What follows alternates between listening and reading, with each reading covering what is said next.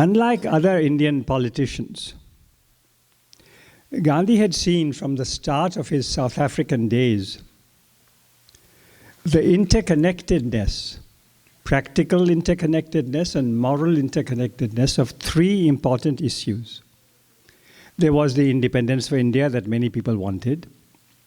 There was also the need for Hindu-Muslim understanding and partnership if possible. And there was this very great question of untouchability in Indian society, which still continues. So Gandhi had seen that these three were interconnected, that Hindus would not deserve freedom from alien rule if they continue to treat a portion among them as untouchables. And so-called high caste Hindus were unlikely to obtain independence if untouchables opposed it. Gandhi understood that if they fought each other, Hindus and Muslims would neither merit independence nor would they attain independence. So put yourself in Gandhi's shoes. So Gandhi wants India's independence. He wants Hindus and Muslims to unite. And he wants the so-called caste Hindus to repent of their horrid practice of untouchability, and he wants rights for the untouchables. So patient work would be needed to attract Muslims and the untouchables onto the... You see, the Muslims were in two minds about independence. Can you guess why? Yeah. So the Muslims were a minority, but they were a minority with a sense, a historical sense, that in earlier years, Muslims had ruled over India before the British had come. And if independence comes in the age of democracy and one person, one vote, and Hindus are a majority, then Hindus would rule. And since many Hindus believed that during Muslim rule, many Hindus were badly treated, and therefore some kind of revenge might be taken by the Hindus. And therefore the Muslims were not too sure what independence would mean. They didn't want British rule. Ideally, they would have wanted independence where the power was transferred to the Muslims. But then the Muslims were a minority in India, and in democratic age that was not possible. So there was this great challenge, how to unite Hindus and Muslims for independence. And likewise, Gandhi could not afford to be outflanked by Hindu militants, tempting the influential Hindu high castes with an early independence won via the bomb. You see, in the early years before Gandhi returned from South Africa to India, there was a movement, a violent movement for Indian independence led by many Hindus. Incidentally, at that time, the word terrorism was a good word. That we will adopt Hindu terrorist methods and we will kill some people and we'll force the British to leave India. This was a popular movement. And some of those who took part in the movement were courageous people. And this had a strong appeal, especially to the Hindu high castes. And so the idea was that if we we assassinate some people and the British would then leave, and then the elite Hindus would rule in India. This was also a possibility.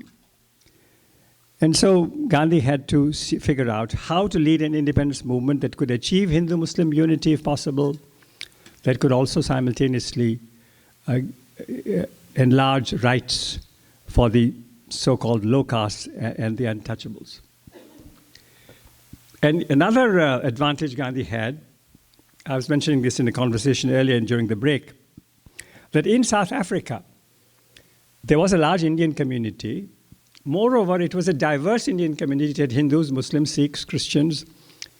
It had Muslims of different sects, Hindus of different castes, Indians speaking different languages. So there was a mini India that Gandhi got to know in South Africa. So he was ready to deal with big India when he came back to India. And then there was something else.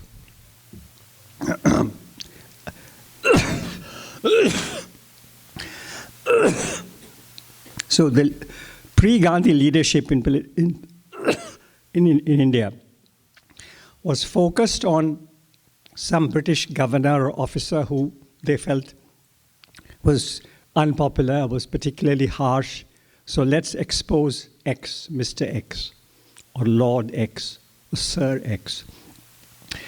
So that was one typical way in which Indian politicians were advancing their cause for independence. Another was to appeal to Indians of their particular linguistic group, their particular caste group. But Gandhi comes along, he does not focus on some individual British officer.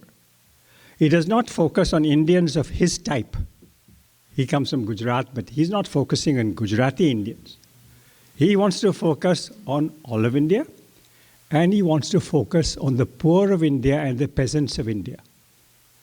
So that also gave him a great advantage compared with others, that he could mobilize people across India. And in some of his early actions, his first major non-violent defiance against the British law took place in the year 1917 in eastern India in a place called Bihar, over some kind of forced labor to produce indigo. I won't go into that story. It was an amazing feat. And the amazing thing about it was that Gandhi launches this within 2 years of arrival in India, in a part of India that's very far from his Gujarat. But he mobilizes the peasants in Bihar and does that. So these are some of his ways in which he advances his movement and moves towards his goal. But the fact remains that the Hindu-Muslim understanding is not so easy to achieve. Ultimately, everybody else agrees, and Gandhi also agrees reluctantly to the partition plan. He's very unhappy about this because he sees all of India as one. But the agreement is as follows. Agreement reached in August 47 between the British on the one hand, the Indian National Congress, which was the leading vehicle of the freedom movement, of which Gandhi was seldom the formal leader, but he was the unquestioned leader of the Indian National Congress. He had allies like Nehru and Patel and Azad, several others. And also the Muslim League, which was the party founded in 1906, especially to protect the political, economic, and other interests of the Muslims of India. And the Muslim League, to begin with, did not ask for partition, but in 1939, it said it would ask for partition. And there was the Sikh political party, a very important party, and they were also party to this agreement. So the Congress, which had majority Hindu support, but it stood for everybody. The Muslim League, Muslim Party, Akali Party, the Sikh Party, and the British all agreed that there would be a partition of India. But this is very important to note, and many people don't realize it, and many people in India are not at all aware of this, that India's 47 partition was not a division into a Hindu India and a Muslim Pakistan. Because many Hindus lived in the area, and Sikhs lived in the area that would become Pakistan. And a great many Muslims lived in the area that would remain as India. What was agreed was that Muslim majority areas in the northwest of the subcontinent and in the east of the subcontinent, Muslim majority areas, would become independent and sovereign and separate from the rest of India. So Muslim majority India would become Pakistan, and Hindu majority India would remain India. Please note the difference between this and the idea that there would be a Hindu nation and a Muslim nation. Do you get the point?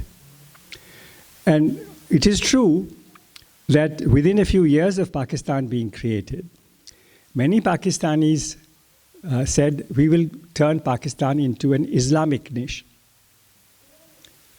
It was not an Islamic nation to begin with formally, although it had Muslim majorities, but before long, it decided to become some kind of Islamic state. And when partition occurred and there was great violence, and many in Pakistan were demanding that Pakistan should become an Islamic state, then many in India then also said that India should become a Hindu state, one thing.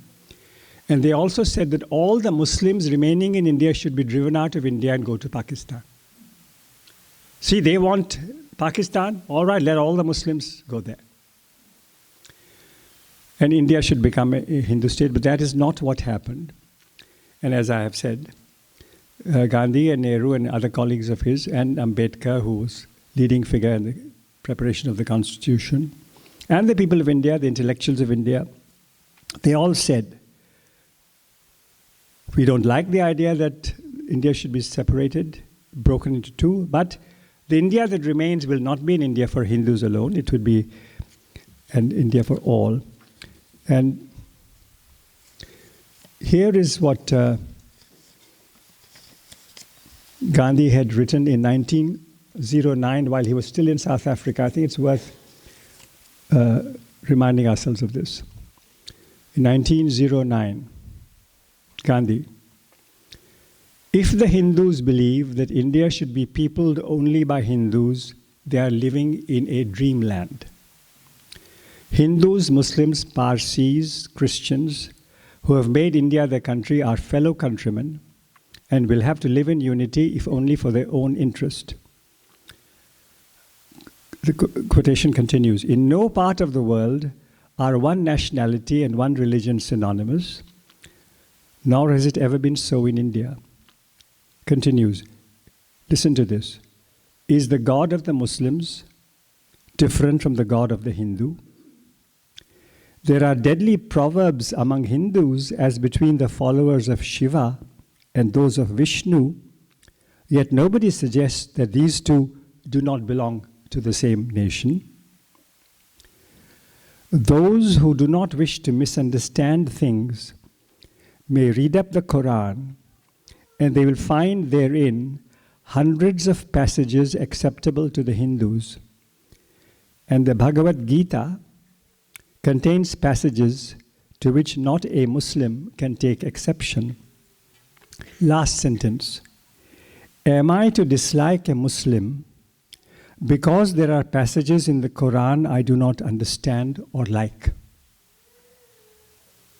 1909, 111 years ago. And I think these are still worth looking at. Now, partition occurred nonetheless. And very sadly, violence occurred.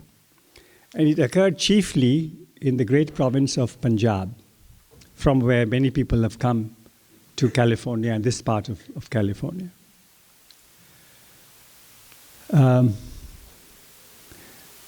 Historians don't agree on the number of people killed. The estimates have varied from a few 100,000 to a couple of million. My own inclination after careful study is in support of those who feel that 500,000, 600,000 were killed, especially in the two halves of Punjab. Now, the great Punjab province, which was a huge province, ruled as a united province by the British, was divided into half. And as luck would have it, Western Punjab had a considerable Muslim majority, and Eastern Punjab had a considerable non-Muslim majority. So the Hindus and Sikhs together were more than the Muslims in Eastern Punjab. And the Hindus and Sikhs together were a good deal less than the Muslims in Western Punjab. And so there was a great discussion, debate, disagreement on exactly how the line should be drawn. A separate story. But the majority Muslim areas of Punjab became the heart of Pakistan, along with Sindh, the frontier province. And Eastern Punjab remained part of India. But there was enormous violence in both parts of Punjab. And here's the interesting thing, or one of the many interesting things about the killing around partition time. If you talk to people in Pakistan and they recall the 47 killings, almost everybody you meet will say, of course, the vast majority of those who were killed were Muslims. If you go to eastern Punjab or rest of India and you talk about 47, people will say, of course, almost everybody who was killed was Hindu or Sikh. This is a deeply held view. But the facts are, and many historians have agreed on this fact, that there was some kind of parity in the number of people killed. Muslims killed and non-Muslims killed, roughly the same. Some kind of parity in the migration.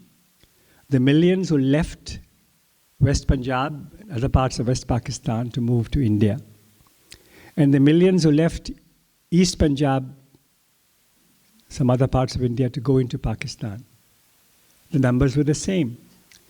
So whether you call this parity divine or devilish, there was this parity, parity, an equality in the number of people killed and the number of people who moved.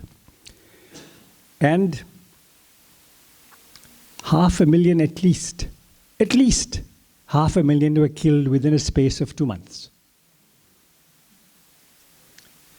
So there was a wonderful African-American scholar called William Stewart Nelson. He was also part of Harvard University, Washington, D.C. that I referred to earlier. And he was a believer in reconciliation and peacemaking. And he also was a scholar, and he went to India to try and bring peace. And Gandhi was also trying to bring peace. And Nelson spoke to Gandhi and said, "You have been preaching non-violence to India for 30 years. And you are acclaimed as the great leader. People revere you. 30 years you've been teaching them non-violence. How come there is so much violence in India? So many people killed." So Gandhi's first answer was, "You know what? That's a very good question." Then he thought more about it. And he said, "Let me try and give you an answer." And he said that we have been talking about non-violence for a long time. And I've been telling everybody non-violence means no hatred. No hatred. But people did not like the no hatred part. Outwardly, we remain non-violent. Inwardly, many of us retained hatred of the white man or the white person. And then added Gandhi, the dislike or hatred of the white person was transferred into hatred of the fellow Indian. Hindus and Muslims decided that they would dislike and hate fellow Indians. Hindus in one case, Muslims in another case. Now, you've all heard of Nehru, remarkable man, very imperfect man, but quite a great man. Great writer, also intellectual. And in his writings, he makes an assessment of Gandhi. And he says that, in his understanding, Gandhi's greatest achievement in early years of the independence movement was he removed fear from Indian people's hearts. Although Indians were a vast majority, the British were a small minority. The British were armed, they had all the guns, the tanks. And the Indians did not have any arms. And Indians were terrified. But Gandhi comes along, says Nehru, and like some kind of supreme psychologist, he identifies the disease, he recognizes it, and the fear goes. And Indians become fear-free. So Indians became free of fear. But as Gandhi said or admitted to William Stewart Nelson of Harvard University, D.C., that my advice of fear not was widely accepted. My advice of hate not was rejected. And this hate was transferred. This was Gandhi's explanation, such as he could offer to the violence that occurred. And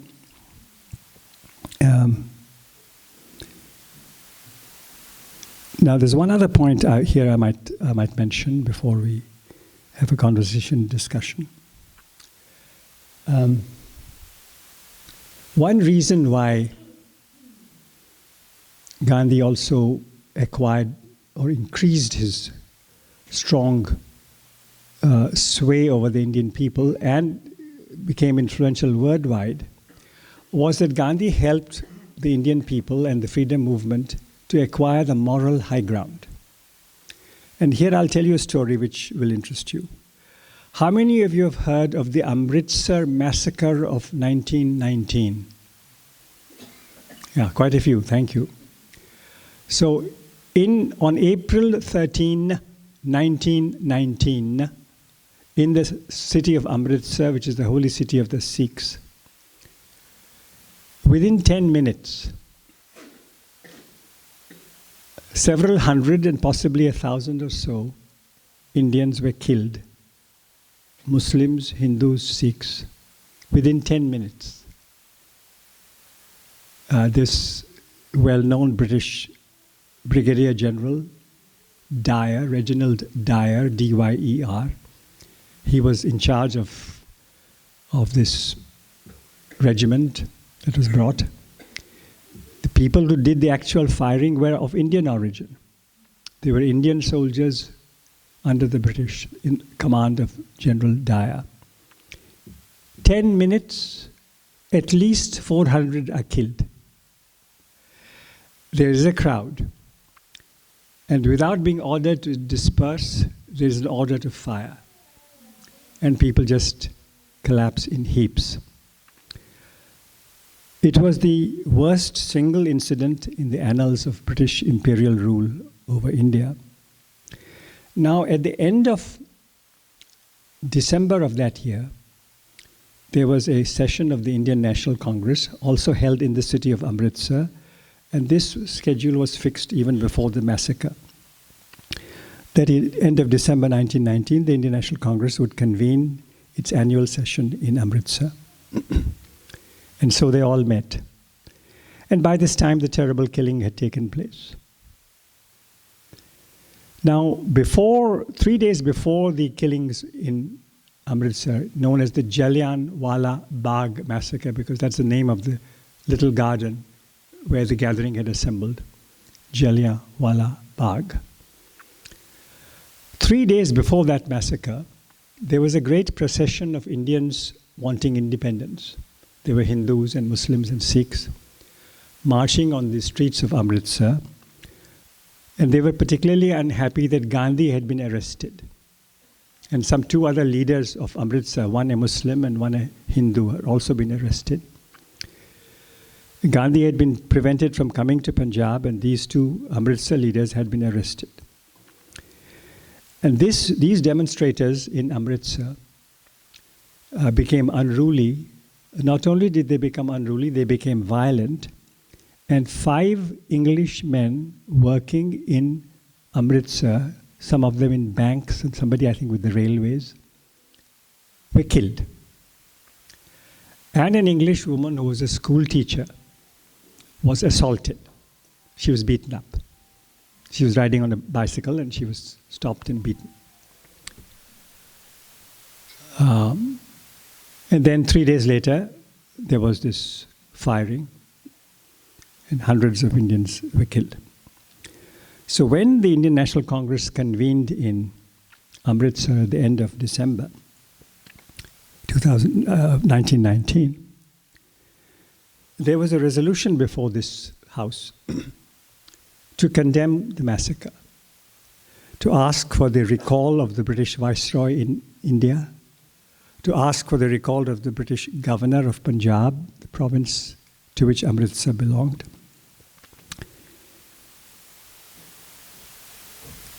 And there was also a paragraph in this resolution which said that this house deplores the violence that took place in Amritsar 3 days before the massacre, in which some English people were killed.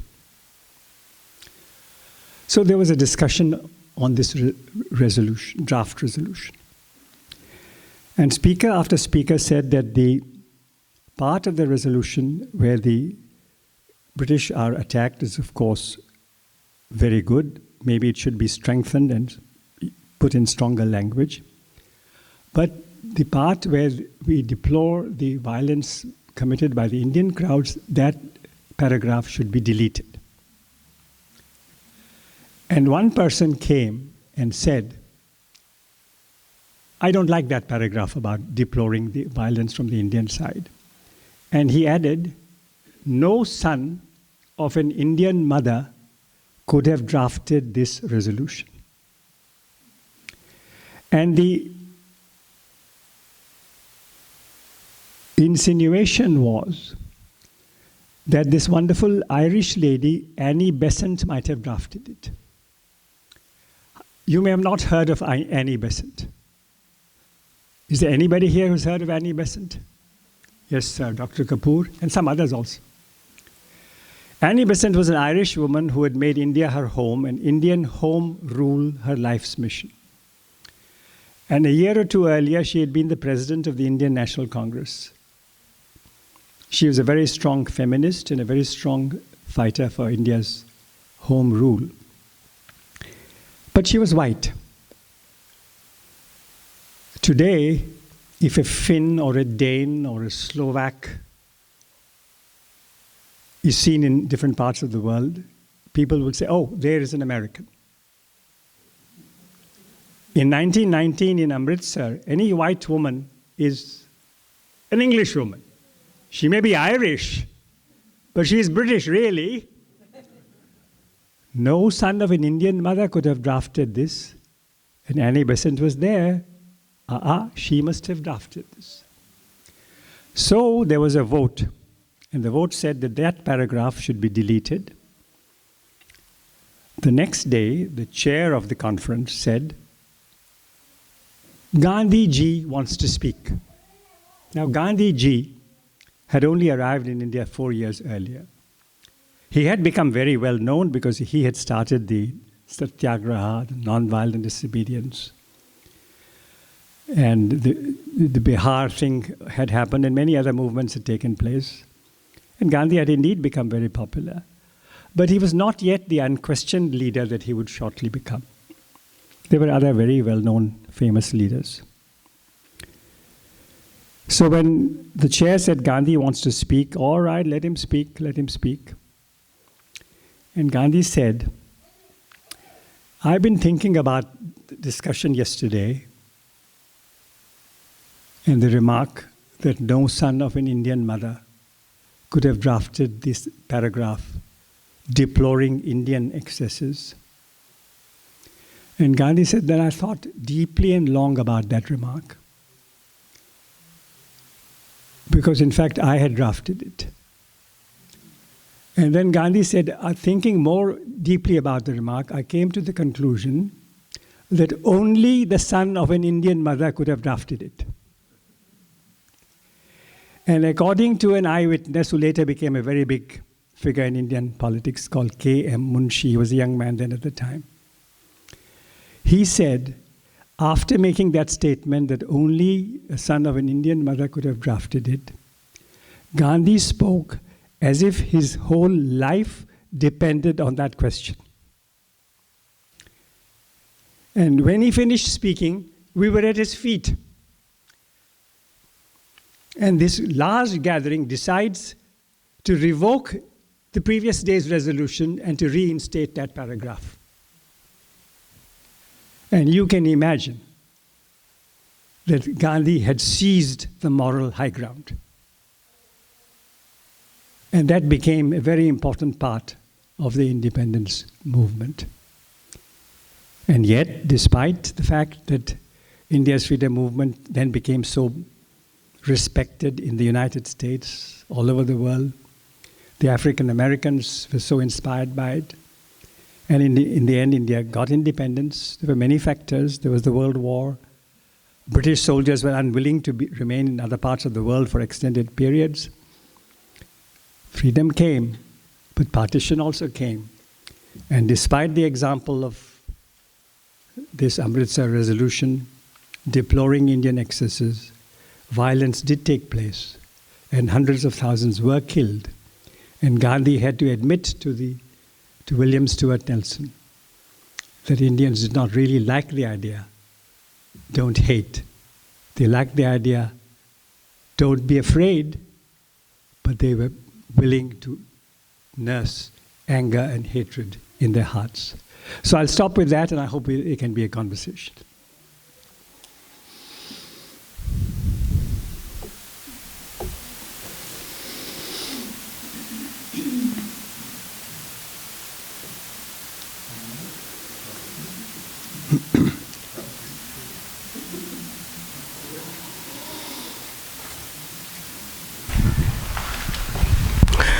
Thank you very much for that historical background that you shared with us about the resolution.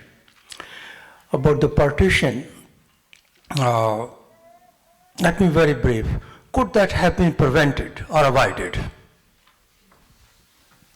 Well, that's a very important question, and I will try to give an answer. The question is, could the partition of India have been avoided?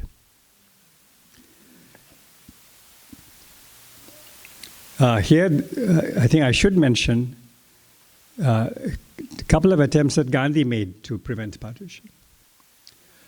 One was a conversation that he had in 1944, 3 years before partition, with Jinnah, Muhammad Ali Jinnah, the leader of the Muslim League, who then became the founder of Pakistan, the first Governor General of Pakistan, who died within a year, 13 months of Pakistan's creation in September of 48.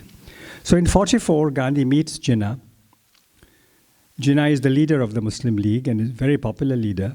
And this is also worth noting, he is a Shia.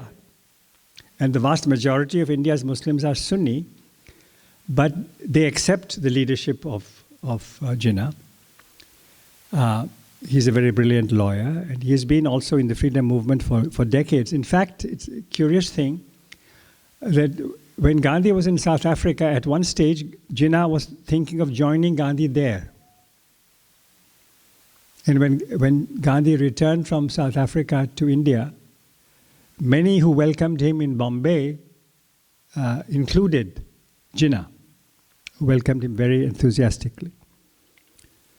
But at some point there was division, and Jinnah left the Indian National Congress and the Gandhi-led movement and focused on the Muslim League, of which he soon became life president. So Gandhi meets Jinnah in 44, and by this time the partition demand had been made by Jinnah for sovereignty for Muslim majority areas. And Gandhi makes a proposal. How about you can have your Pakistan, but under the following conditions. Let there be a plebiscite in the Muslim majority areas. No. If you, the Muslim League, join us, the Congress, in fighting for independence, and we have a united fight for independence, and then when independence comes, I will agree, I will persuade the Congress that the Muslim majority areas should have a plebiscite. And if the plebiscite goes in favor of partition, Congress will agree to it. In the event of separation, the two parts should have some kind of agreement for looking after some common areas like foreign affairs, communications. Foreign affairs and communications. There should be a bond of alliance between the two parts. So Jinnah said, I don't agree with this. I want partition not after independence, but before independence. One. Secondly, I don't want any bond of alliance because a bond of alliance will clip my sovereignty. I want my Pakistan to be totally sovereign. And thirdly, Jinnah said, if there is a plebiscite, only the Muslims should be allowed to vote. He said that. He seriously said that. That the Pakistan is a Muslim demand. So the Hindus and Sikhs living in the Muslim majority areas should not have any vote. So he rejected this. So that was one bid that Gandhi made to avoid the kind of Pakistan that came and to have an agreement, a peaceful agreement, so that violence could be avoided. But the second move that Gandhi made is of equal interest. In April of 1947, when Mountbatten, the new viceroy, had arrived, and most people in the Congress were willing to have partition. Nehru, but the man who was keenest on partition at that time was Patel. That let's get rid of these Muslim majority areas, we'll have one big headache less, was the attitude. And both Patel and Nehru thought that if partition was agreed to, then violence would stop. Gandhi disagreed with that thinking. He felt that if partition was agreed to, there would be more violence, and that we must try to stop partition. And Gandhi remembered his conversation with Jinnah that had taken place 3 years earlier. Then Gandhi had this idea that let Jinnah be made the Prime Minister of a united India. Let the Congress party, which was in the majority in the central legislature, assure Jinnah that it would have his support. It would not bring down his government, but he would be the Prime Minister of a united India.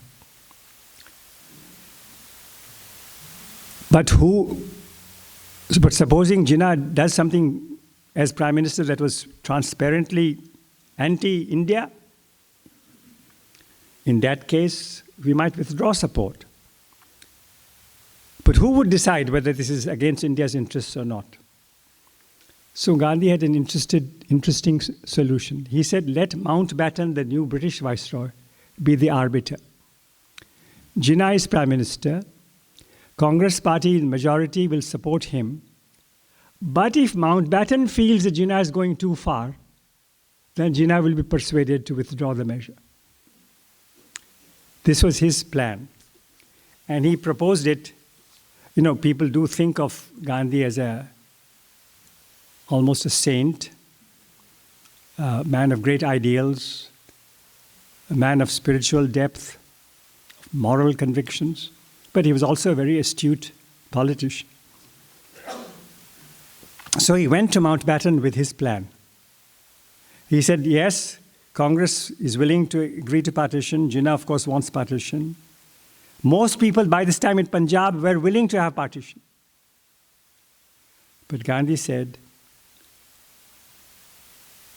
here is my plan. And Mountbatten by this time had his own plan. He had got a map made of this will be India, this will be Pakistan. So Mountbatten didn't really like the Gandhi plan, not because he desperately wanted partition, but because the plan was his plan. He had worked hard at it. He had spent weeks devising every little detail of that plan. Here, this last minute, Gandhi comes along and is disrupting this painstaking exercise. So Mountbatten got alarmed. By the way, all this that I'm saying is available in the official records called the Transfer of Power volumes, 12 volumes, published in London, where British Congress, Gandhi, Muslim League, Jinnah, correspondence, conversations, everything recorded, great detail. Anyway, to cut the long story short, assisted by some of his close colleagues. And one of them, a man who became very influential in India called V.P. Menon, who was on Mountbatten's staff, who wrote a paper for Mountbatten on tactics to be adopted to defeat Mr. Gandhi's plan, and how the plan should be scuttled. And Mountbatten and his team worked on Nehru, worked on Patel, worked on others, and they all resolutely opposed Gandhi's plan, which was never put to Jinnah. And we don't know whether Jinnah would have accepted it, but that was Gandhi's last political ploy to avert partition. And when Gandhi discussed this with Nehru, with Patel, with others, and everybody said, no, this is not practical, this will not work. And my mother's father, Rajagopalachari, another big Congress leader, in his diary he wrote, "Today we scotched Gandhiji's plan." And the Congress leaders decided to veto Gandhi's plan, which was never put to Jinnah. So we don't know whether the plan would have averted partition. It might have. And supposing a scheme of dividing India had been agreed to by all sides in good time, that certainly would have minimized, if not totally eliminated, the violence that took place. So certainly the Indian leadership, the British leadership, the Hindus, the Muslims, the Sikhs, the Indian people, including Gandhi, all of them share some responsibility for the partition and the violence that took place. Long answer to your question, sir. Yes. I got the mic. I have one up here. I'll come there next. So, Yeah. I think I have more of a comment. Hopefully there's a question at the end. Yeah. But I grew up, so a little bit of background. I'm the youngest of 12. So my father was actually, we're from Delhi. And so he grew up there. He has deep roots. I have a sister who still lives there. And so my father, who was a young man at that time, he has a first-hand interaction with the leadership, including Gandhi.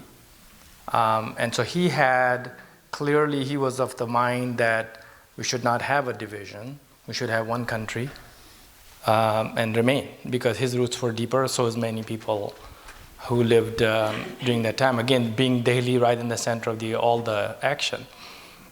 So he very reluctantly, I believe, moved to Pakistan about mid-60s. So he waited about 20 years, and for many different reasons, eventually decided to move to Pakistan. So we generally, me personally, younger of the 12, grew up primarily in Pakistan. We were very young when we moved. But we were treated in Pakistan more as what we call Mahajar, immigrants. And so it was not quite the status like, hey, you're one of the family, come on in. Because there's a lot of economic issues and many other politics and all that good stuff. Well, we were, as Muslims, treated as primarily outsiders, so we end up in Karachi, which is the biggest population of immigrants. So we grew up that way. And then that led to me moving to really United States because the opportunities are not there. So I really go back, and I've read Maulana Muhammad Ali writing, and Gandhi's and many other great leaders of their time, especially in the early, when the division was not part of the mix. Independence was it. That's the one. That was the movement for everybody, and then the kind of like division and partition developed relatively later, the concept of it. So I was reading back, and I look back as a Muslim and an immigrant, and so my comment is really that if you look at, kind of step outside, the Muslims end up getting the short end of the stick, even though the countries was divided for specifically Muslim leadership and all that, because Muslims end up dividing in three major categories: the West Pakistan, which is today, the East Pakistan, which became Bangladesh, and the living population within India, which is, by the way, India, I think to 2025 or very quickly, will become the largest Muslim country in the world, and there'll be a minority in that country. So it's really, I go back to what Dr. Kapoor asked, the questioning to say why was divided in the first place, because Muslim would have been a one major minority in the country today. If you take a look at it, to my calculation, about 600 to 700 million Muslims who live in that neighborhood, the great subcontinent. And so I think the question at the end is what is, as we are learning, and many other people have this probably similar mind, that revisiting, in a sense, reuniting of the great culture of that area, not based on religion or race, just the great culture, the amazing talent that huge population that has brought to the world. And so what's your thoughts on that in the modern era, that what can be done at some level to bring that back? Could I also...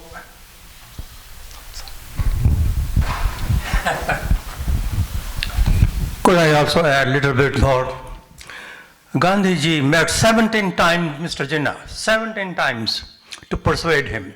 He did not succeed. One of the things that we have read is, what is the assurance that India or Gandhi and other people can give that the Muslim minority will be protected, will have their rights? They had a great fear actually that in a large country like India, where Hindus are in great majority, they had a great fear that the Muslim minority, though they are a big one, they probably are afraid of having the protection, the privileges that they thought will not be there. Do you have any comment to that also?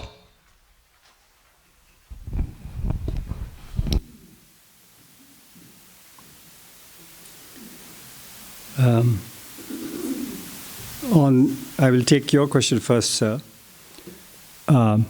Yes, indeed.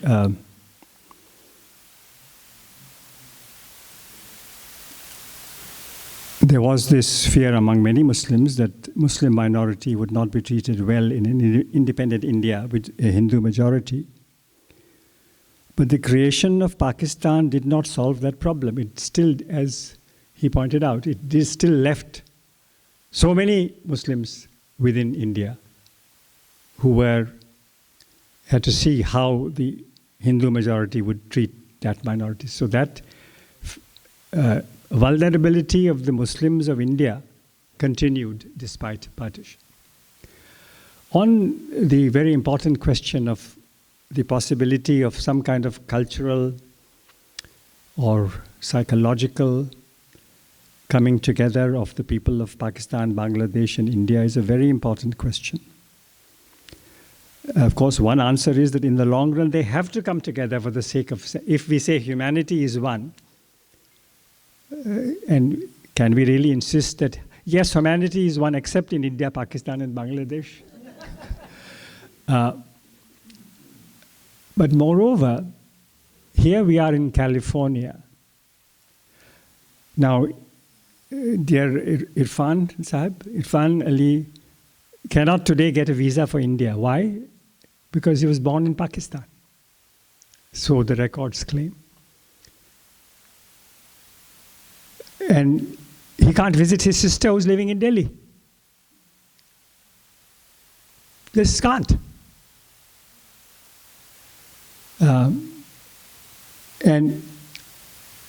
But here in the United States, in California, he and I and other Indians and Pakistanis, Bangladeshis can easily meet. Nobody is preventing us. So if we create in the United States a solidarity among Indians, Pakistanis, and Bangladeshis, if that solidarity becomes really strong, then the impact will be felt on the subcontinent also. So this is, but in the long run, what you say has to be attempted. I'm not talking about political reunification, but there has to be a cultural and psychological reunification. And I am sure that if not our generation, the next generation will achieve it. Because, yes, we don't need, we have to show that we can overcome differences, we can overcome fears, we can reestablish trust. And yeah.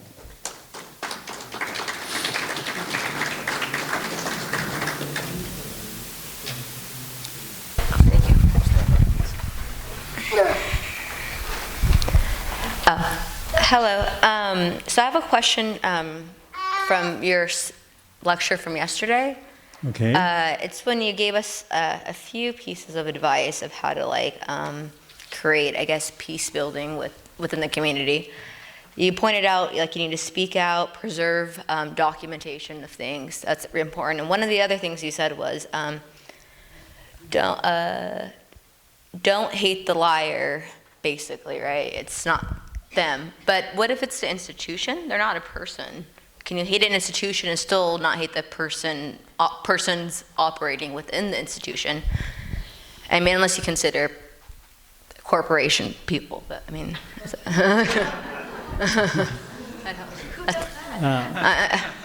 Right. You can dislike the existence of corporations, but can you really do away with corporations? Corporations are sometimes like forces of nature, earthquakes, tornadoes. We don't like them, or many of us don't. I think we can strongly and vigorously oppose any policies of the corporation. And if it commits illegality, we can seek prosecution, demand prosecution. But I think I perhaps would like to reiterate the point I made, that yes, we must never accept the lie. We must publicly, privately, in any way oppose the lie, but we need not hate the liar. And we need not hate the liar even if she is a senior executive or a director in a corporation. That's my view, right or wrong.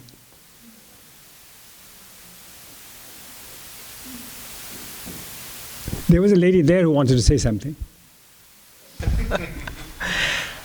Again, thank you so much for your insights about the partition of India and Pakistan. So my parents, like Irfan Bhai, were also from Pakistan, and they were given 3 hours notice to move to India, whatever they were. They walked 60 kilometers and were refugees for many, many years. And I grew up with many, many stories about Gandhi and misunderstandings and anger and fear and pain. And I think that was one of the things that inspired me to study Gandhi and the movement. So as I study Gandhi and the partition era, why Gandhi is blamed for the partition? That's the one question that really haunts me. When you look at the history, when you look at his efforts, when you look at his whole life was to unite Hindu Muslims. I mean, that was one of his projects of his life. And then he's blamed for the India and Pakistan's partition. And especially with the new book, Ramchandra Guha's book. I mean, when you read it, such a big book, and everything becomes clear, but the narrative still continues. What could be the reason why this narrative was created? Thank you. Well, thank you for a very important question. I would only say that I am more a historian than a psychologist. So why people should continue to have some opinions despite a lot of evidence to the contrary is not so easy to say, but let me have a shot at it. Some people in India got the impression, because Gandhi did achieve some extraordinary things in his life. And in the 20s, 30s, and 40s, many people, there was one big heading in a newspaper in Bombay called "The Miracle Worker." Was a banner headline from the left to the right of the front page. So many people in India did somehow think that Gandhi was a kind of Superman. He was a kind of magician. I met people in Pakistan who also told me, why couldn't Gandhi prevent partition?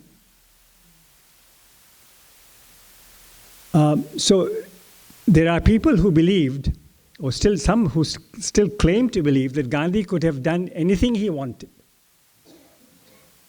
which sadly was not true. Gandhi was totally dependent on his team and on the people of India. And if the people of India were willing to nurse anger and dislike and ill will and refuse to have teamwork and prejudice, what could Gandhi have done? But it's a very important question you ask. And sometimes I say, people in India do hold Gandhi responsible for not doing A or B or C or D. And I sometimes say, you want Gandhi not only to have solved all the problems of his lifetime, you want him to solve all the problems of our lifetime.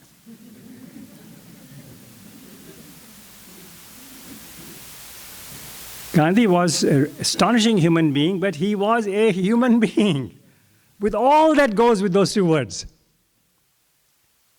He was a human being. And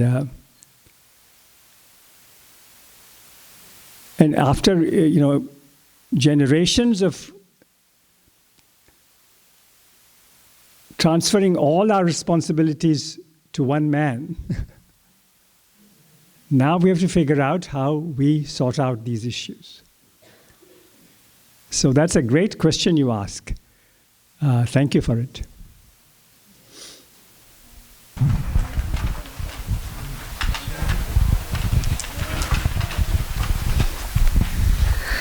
Last night you said that soul force is necessary. Can you elaborate a little bit more what that is and how to live it?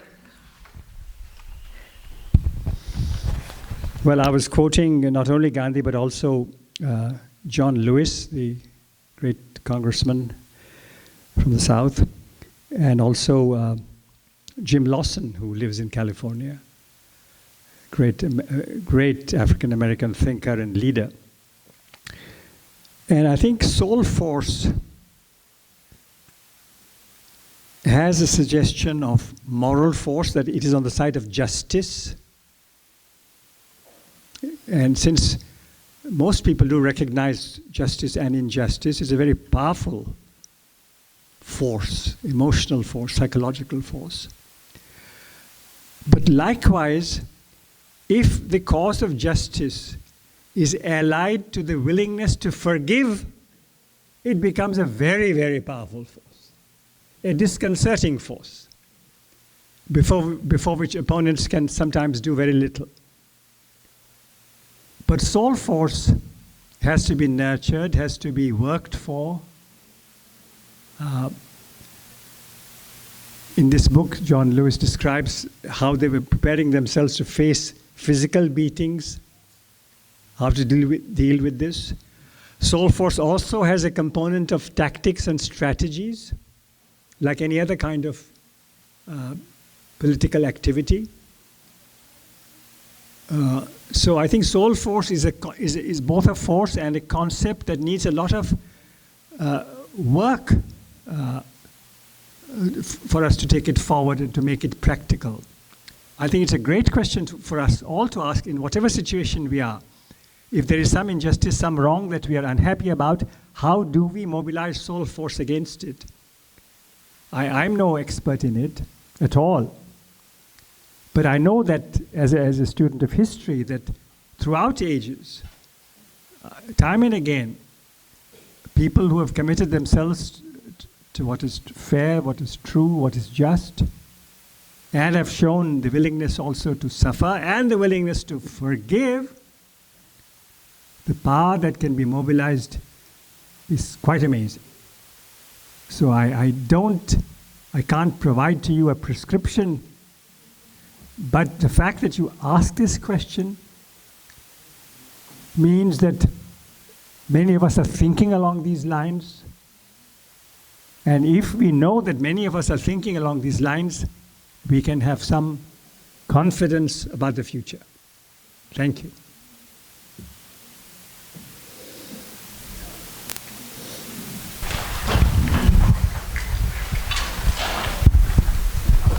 Can you answer the question about what is going on between the Pakistanis and India over Kashmir?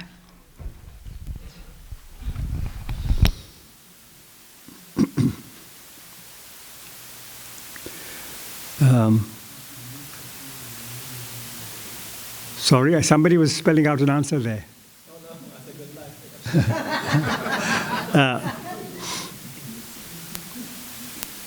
Or you want to answer that question in the later session?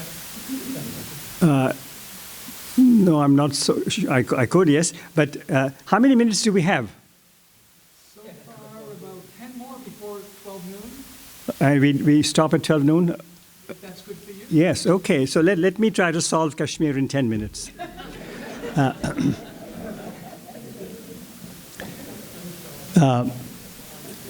So Kashmir is a beautiful, large, mountainous wonderland in the northern part of the subcontinent.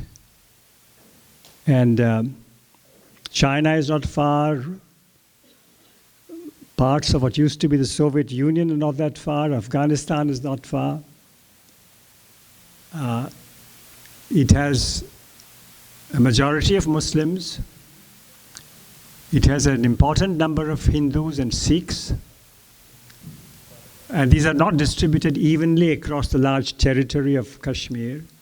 Some areas have a higher Muslim concentration. Some areas have even a Buddhist or a Hindu majority. But by and large, it's a Muslim majority area. It was ruled by a prince. Now, when the British were ruling India, they did so in two ways.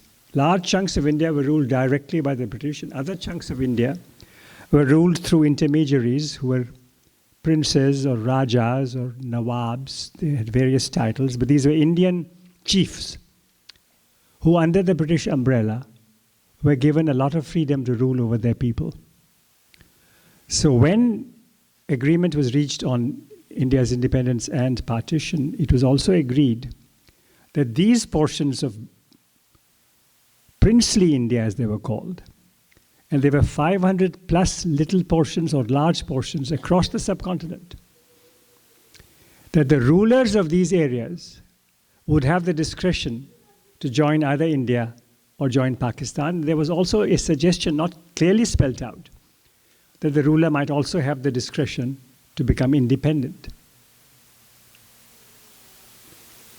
So, all the agreement of India independence partition had to be reached in a very short time.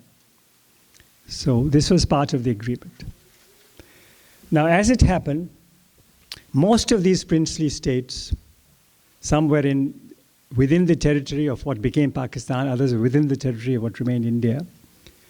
In most cases, the ruler and the majority of the population under his rule belonged to the same religion.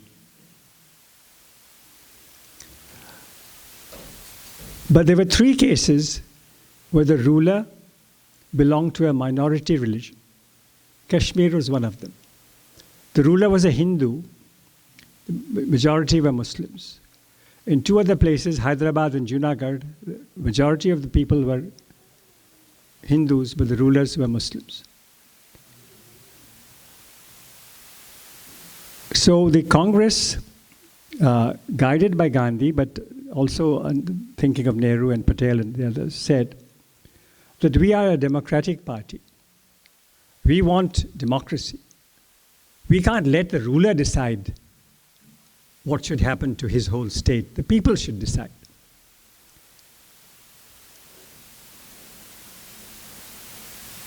The ruler of Kashmir took a long time to make up his mind.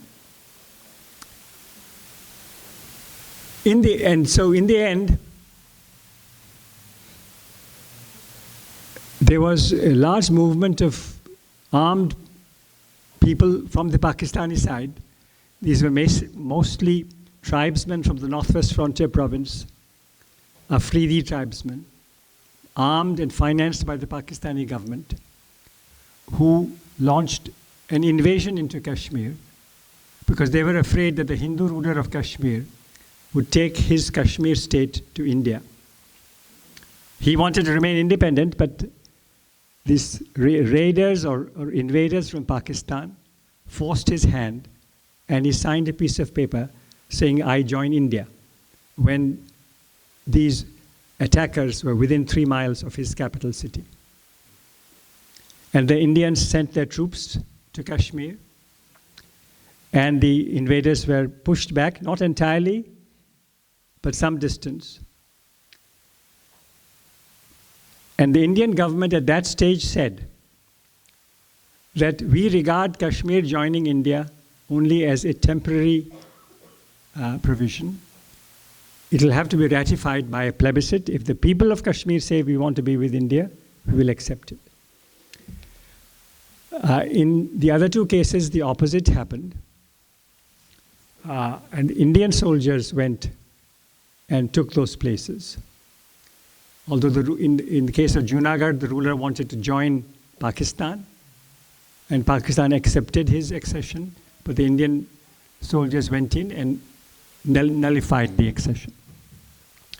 In the case of Hyderabad, the ruler wanted to be independent.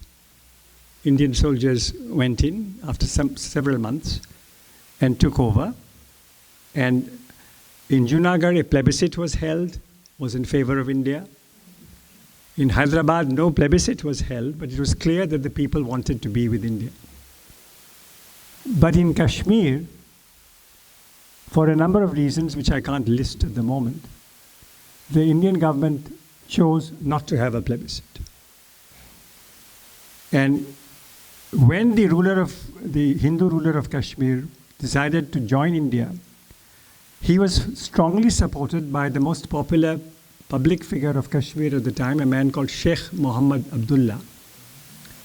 He was called the Lion of Kashmir. And he said that it's not just the Hindu ruler who wants to join India. I, representing the Muslims of Kashmir, I want to join India. But within a few years, the Indian government jailed Mr. Abdullah, kept him in prison for 11 years.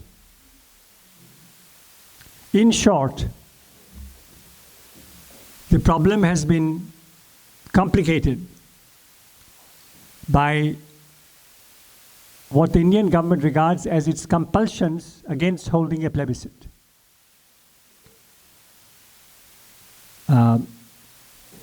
To some extent, this was also complicated for a long time by the fact of the US-Soviet rivalry.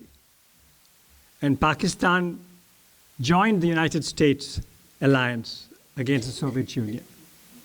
India remained neutral and sometimes took a pro-Soviet stance. And the Indian government said that the rivalry between the US and Soviet Union also, to some extent, nullifies our commitment to hold a plebiscite. Some people may buy that logic, others may not buy that logic. So in short, the Indian government has said no plebiscite will be allowed, and that the fact that the ruler signed the piece of paper saying that Kashmir joins India is for us a permanent fact. And there have been tremendous movements in Kashmir, both violent and non-violent, for independence, for self-determination, for a plebiscite. But the Indian government has suppressed those movements. And it has to be admitted, recognized, that the bulk of the Indian people support the Indian government in this policy, that Kashmir must be held by India. This has become a very strong political factor in the area. President Trump has said 2 or 3 times that he is willing to mediate between India and Pakistan. And each time he has said that, the Indian government, which supports Mr. Trump on all other matters, says absolutely no question. We don't want any mediation. We can deal with this ourselves. So, and both India and Pakistan have, you know what, the nuclear bomb. So I've given you a very simplified version of the complicated Kashmir story.